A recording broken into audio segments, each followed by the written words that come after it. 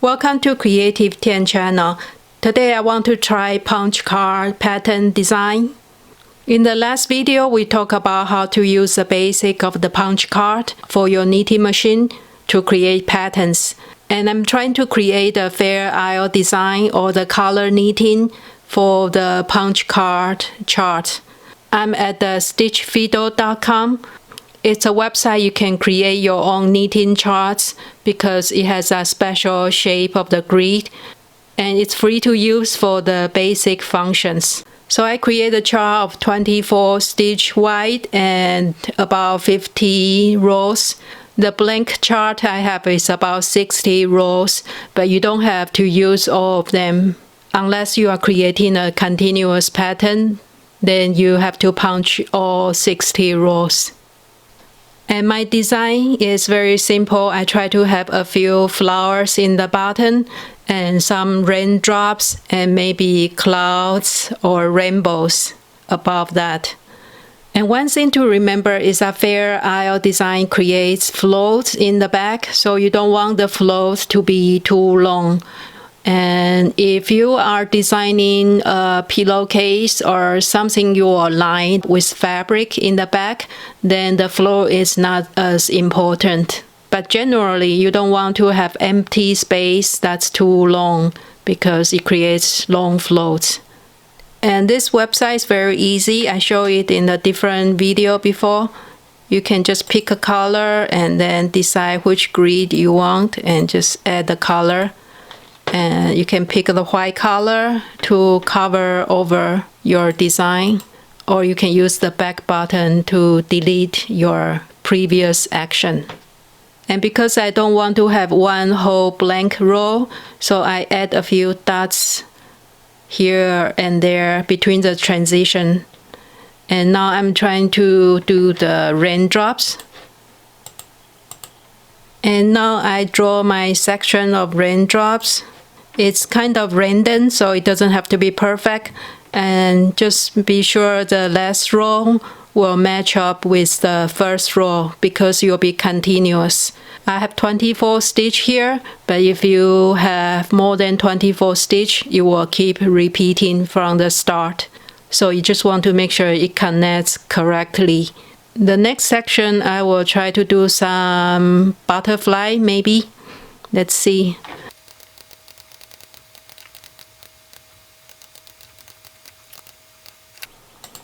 You can always go back to change it if you don't like it.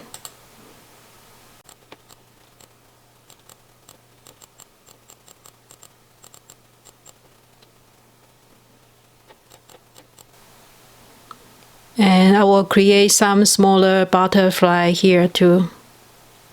So I decided to go with this pattern. There's a big butterfly in the center and a smaller one half on each side of the paper, and it should be a complete one after it's knitted. And I try to put in a few smaller dots and smaller circles so the background is not completely just one color.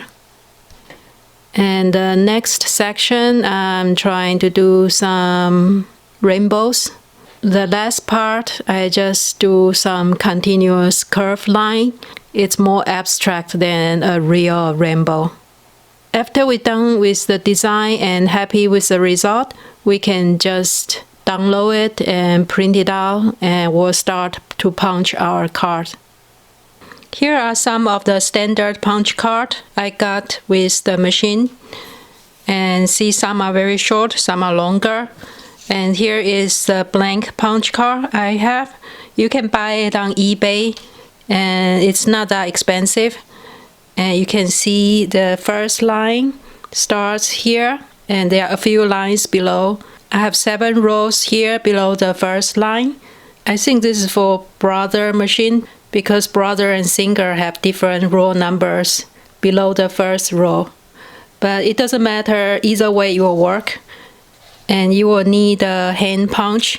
This is called handy punch. I got it from eBay too. Again, it's not that difficult to find and the price is not bad, maybe 10 or 15 US dollars. It's a very simple punch and you just create holes. Here is the punch's mouth and you put through paper here, and that's a handle, you just press down. It's very straightforward. For 24 stitch cards, it can reach to half of it. So on the right side, you punch from the right, the left side, you punch from the left. And I print out my chart, and I'm just going to punch the rows according to the chart I just created from the stitchfiddle.com. And I will mark it with a pencil first so I know where to punch. And if you make a mistake and punch the wrong one, you can use a piece of tape to tape it over and punch it again. So I decided to use color pencil instead of pencil because it's easier to see the pattern. And I change around when I see the need because I think some area can use more colors. Now after you mark the stitch, you can start punching. And you can see this is the part for the punching. Let me show you. And there's a little circle coming down, and all the paper will be collected in this box. So when you punch it, you will feel like a needle in the center, like a nail, something sharp, because there's a little hole here to match. And if you wiggle a little bit, you can find the center. So you will always punch in the center. You feel the center and then punch.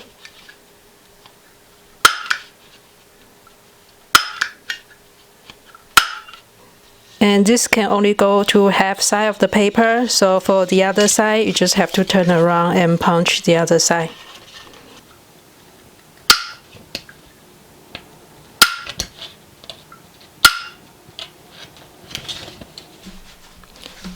Now it's all punched. We can try it on a knitting machine.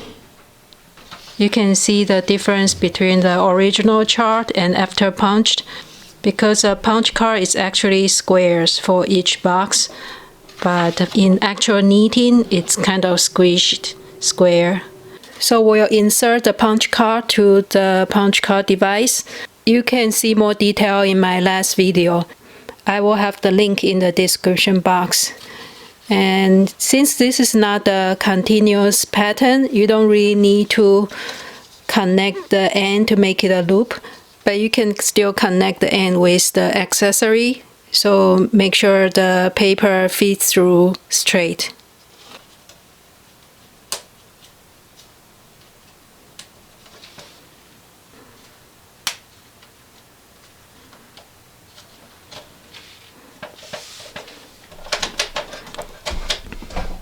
Now we find the first row.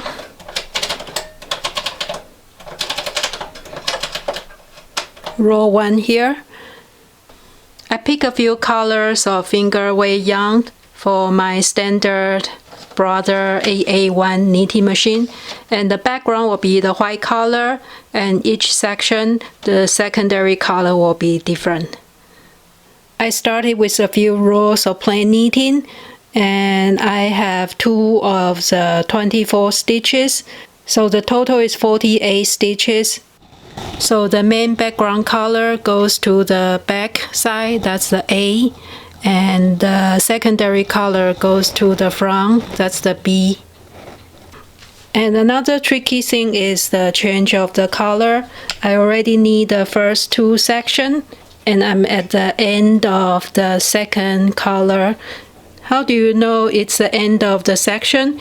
If you look at the punch card here, you know for Brother machine it's 7 rows below in the device. So we can look at our chart. The blue one ends at the row 25, and 25 plus 7 is 32. So when you need to row 32, it's about the end of the blue.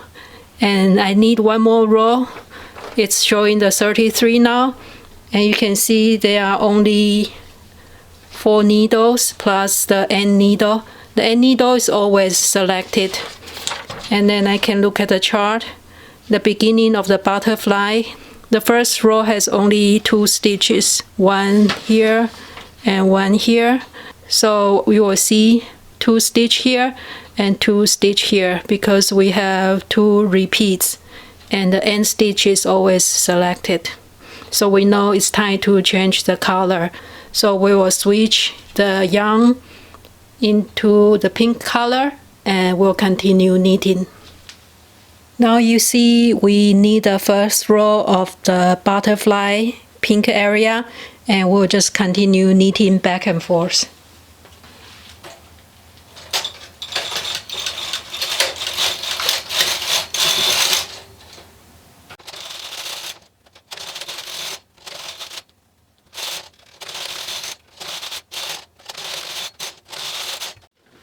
So now it's the last color change.